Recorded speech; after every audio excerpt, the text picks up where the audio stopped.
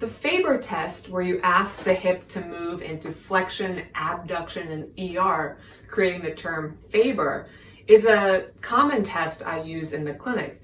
And like most orthopedic special tests, by itself, it does not diagnose a specific pathology. You need to take this test when it's used in conjunction with the verbal history, in conjunction with all the other baselines and tests you use to arrive at a diagnosis.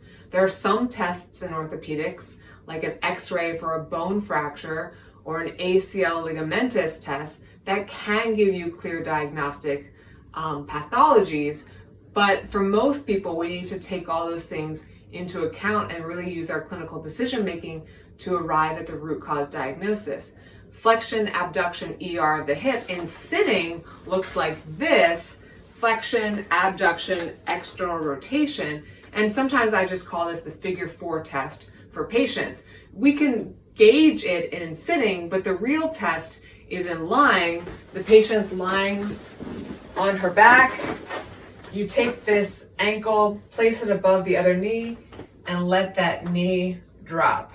So a positive test is obviously if it recreates the person's pain or the person's symptom, or if there's an obvious range of motion loss.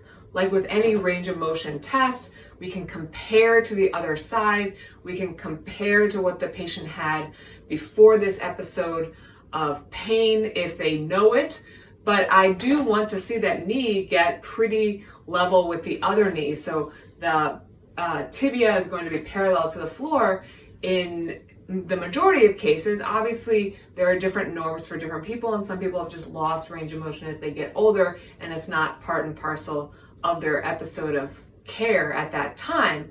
But we can use that FABER test, like I said, to incriminate either the hip, the SI joint, or the low back. It is not particular just to the hip. So if I take this test at the beginning and it's tight or painful or markedly different than the other side, I will monitor for change. So in the repeated movement testing section of my orthopedic evaluation, I've usually taken that test as a baseline, and now I will move the hip in a specific direction and retest it to see if that FABER test has changed, or move the SI joint, or move the low back. And for most patients, that FABER test is limited and or painful because of a mechanical problem in the low back. So once we get the low back moving in the right direction and back on track, so to speak, that FABER test in lying normalizes. And again, if I want patients to test it at home, they can easily do it on their backs to monitor for change in that figure 4 position. But sometimes we can also get the intel that we need just by doing it in sitting.